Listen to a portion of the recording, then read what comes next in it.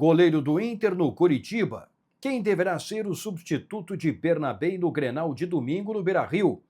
Tem reajuste na mensalidade dos sócios do Internacional. E novidade na eleição para presidente no final do ano.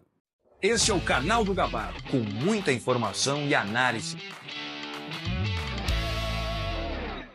Eu estou chegando aqui no canal do Gabardo em nome de Arroz Prato Fino. Cozinhar é compartilhar. E Gruppen, a Gruppen ajuda a sua empresa a manter as operações seguras e disponíveis. Confere lá em gruppen.com.br.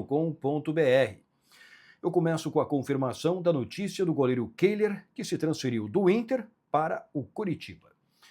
Ele tinha contrato com o Inter apenas até o final do ano. Foi liberado sem custos porque não tinha nenhuma perspectiva de um aproveitamento imediato. O Kehler, que até já foi titular do Inter, mas perdeu espaço, saiu por empréstimo, voltou, estava apenas treinando no CT do Parque Gigante.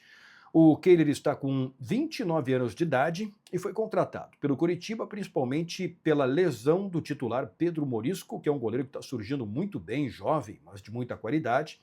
Ele vai ficar afastado dos gramados por cerca de 3 meses. Então o Kehler chega lá para disputar a posição com o Pedro Rangel e também com o Gabriel Leite. Kehler, novo goleiro do Coritiba, deixando o Internacional. E segue o trabalho do Inter, né? Especialmente nesta quarta-feira, com a reapresentação, com a tentativa de fazer um jogo completamente diferente do Grenal de domingo no Beira-Rio. 3-0 para o Grêmio, no jogo tira com uma vantagem enorme, né, para o Grêmio tentar confirmar o título gaúcho no Beira-Rio, ou o Inter ter que fazer 3 gols de diferença para levar a decisão para os pênaltis, ou 4 gols de diferença para levar o título do Campeonato Gaúcho. Será que é possível? Bom, o técnico Paulo Pesolano já tem uma alteração que é obrigatória na lateral esquerda. Bernabé expulso, vai cumprir a suspensão e ele não tem, assim, lateral esquerdo reserva, né? Porque o Matheus Bahia, que foi contratado, não pode jogar o Campeonato Gaúcho, apenas o Campeonato Brasileiro. Ele chegou depois do prazo de inscrições do Campeonato Gaúcho. Então, ao que tudo indica, o Vitor Gabriel será o lateral esquerdo no Clássico Grenal. Então, ele pode improvisar, né, o Aguirre na lateral esquerda, que acho que é pior ainda, né, uma alternativa pior, ou o garoto Alisson, do time sub-20, que já foi aproveitado no grupo principal, mas também não vem recebendo oportunidades. Então, ao que tudo indica, Vitor Gabriel pode pintar como lateral esquerdo. Dentro de campo, né, é evidente que vai ter uma mobilização total e foi possível perceber no ambiente do Inter um desconforto, um incômodo, até com a postura de alguns jogadores do Grêmio, com aquele lance do Amuso, se reclamou muito do lance do Arthur com o Borré, né? Então, o Inter certamente com muita vontade é de tentar reverter esta vantagem que tem o Grêmio, só que dentro de campo, claro que é muito complicado, é muito difícil, porque a vantagem é muito grande que tem o Grêmio. Na noite de segunda-feira, o Conselho Deliberativo do Inter aprovou o reajuste na tabela de sócios, né, que já tem algumas alterações importantes, um reajuste entre 4% e 5%, e aí depende da modalidade, né, escolhida pelos torcedores do Internacional. O plano mais barato, que é o sócio coloradinho, passa de R$ 9,00 para R$ 9,50.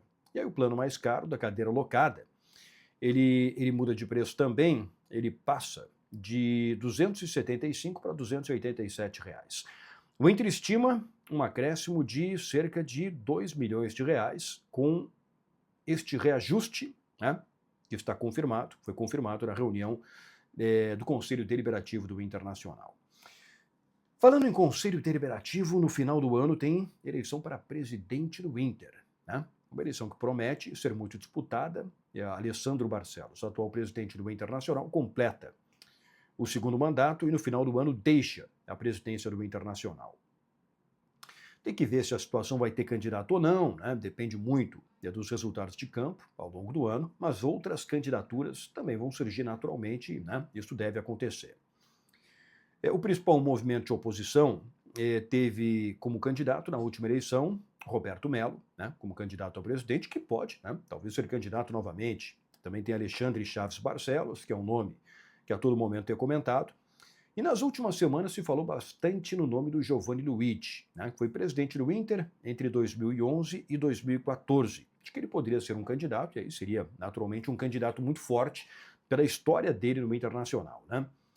Pois na terça-feira eu conversei com o Giovanni Luigi e o que ele garante é que ele não será candidato a presidente do Internacional no final do ano. É a garantia dele. Isso está descartado. Giovanni Luigi não será candidato a presidente do Internacional.